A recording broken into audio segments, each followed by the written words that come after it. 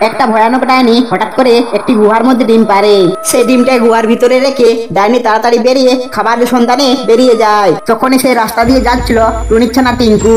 আর টিঙ্কু তখন এই গুহাটাকে দেখতে পায়। টিঙ্কু মনে মনে ভাবছিল এই গুহাতে অনেক সুস্বাদু খাবার আছে। তাই টিঙ্কু তাড়াতাড়ি করে গুহার ভিতরে ঢুকে যায়। তখনই টিঙ্কু ডিমটাকে দেখতে পায় আর টিঙ্কু ডিমটাকে বাইরে বের করে নিয়ে আসে। এরপর টিঙ্কু একটা কুড়াল বের করে ডিমটাকে ভাঙার চেষ্টা করে, কিন্তু ডিমটাকে সে কিছুতেই ভাঙতে পারে না। এরপর টিঙ্কু সে ডিমটার উপর আগুন লাগিয়ে দেয়। আর তখনই ভয়ানক মুরগি ডাইনি সেখানে চলে আসে। তখনই সে মুরগি ডাইনি সেখানে কাঁদতে থাকে। এই দেখে টিঙ্কু বলে, ডাইনি তোর ডিম আমি আর পোড়াবো না। একদিন রাত্রে মুরগি ডাইনি আরেক ভয়ানক রাক্ষস খাবারের জন্য উড়ে বেড়াতে ছিল। তখন ডাইনি মুরগি টুনির বাড়িকে দেখতে পায় আর সে সঙ্গে সঙ্গে বাড়ির ভিতরে ঢুকে যায়। বাড়ির ভিতরে টুনি ও তার ছেলে টুইঙ্কু ঘুমাতে ছিল।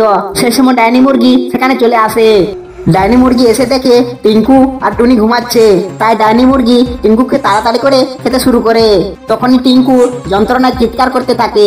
এই চিৎকার শুনে টিঙ্কুর মা টুনি জেগে ওঠে আর কাঁদতে থাকে। তখনই টুনি মুরগি ডাইনিকে বেঁধে ফেলে। এরপর মুরগি ডাইনি কাঁদতে শুরু করে। আর তখনই ডাইনির বন্ধু রাক্ষস সেখানে চলে আসে। এরপর রাক্ষসটি এসে বলে, ডাইনি মুরগিকে ছেড়ে দাও টুনি।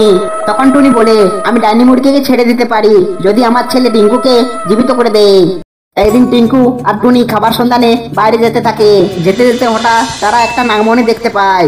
তখন টুনির ছানা টিঙ্কু নাগমণিটাকে মাথায় করে তাড়াতাড়ি করে বাড়ির পথে রওনা দেয়। তখনই সেই নাগমণিটাকে খুঁজতে খুঁজতে একটা ভয়ঙ্কর সাপ সেখানে চলে আসে।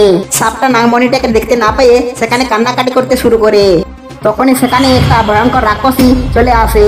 তখনই সাপটিকে বলে, তোমার নাগমণি টুনির ছানা টিঙ্কু নিয়ে গেছে। এদিকে টুনি আর টিঙ্কু গল্প করতে থাকে। তখনই সাপটি এসে টুনিকে ছবল মেরে সেখান থেকে চলে যায়।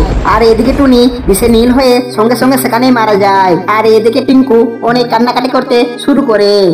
একদিন টুনি একটি মাছকে মাথায় করে নিয়ে বাড়ি ফিরছিল। বাড়ি ফিরতে ফিরতে অনেক রাত হয়ে যায়। সেই সময় একটা ডাইনি চলে আসে। আরে বাহ, এত সুন্দর মাছের গন্ধ! টুনির মাছটাকে আমাকে খেতেই হবে। তখনই ডাইনি মাছটাকে নেওয়ার জন্য টুনির পেছনে ধাওয়া করে। এদিকে যেতে যেতে টুনি একটা ছোট একটা বাচ্চাকে দেখতে পায়। বাচ্চাটিকে দেখে টুনির অনেক মায়া হলো। এরপর বাচ্চাটিকে নিয়ে টুনি বাড়ি চলে যায়।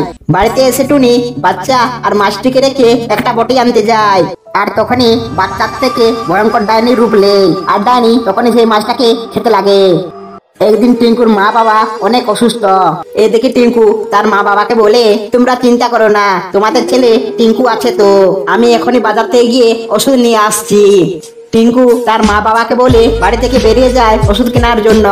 এরপর টিঙ্কু যখন ওষুধ নিয়ে আসে, সে এসে দেখতে পায় তার বাবা মা অনেক আগেই মারা যায়। এদিকে টিঙ্কু কাঁদতে কাঁদতে বলে, ও মা, দেখো তোমার টিঙ্কু এসেছে ওষুধ নিয়ে, একটিবারের জন্য আমার সাথে কথা বলো। আর হ্যাঁ বন্ধুরা, এই ভিডিওটা তোমরা সবাই লাইক করো যাতে আমার বাবা মার রাতটা শান্তি পায়।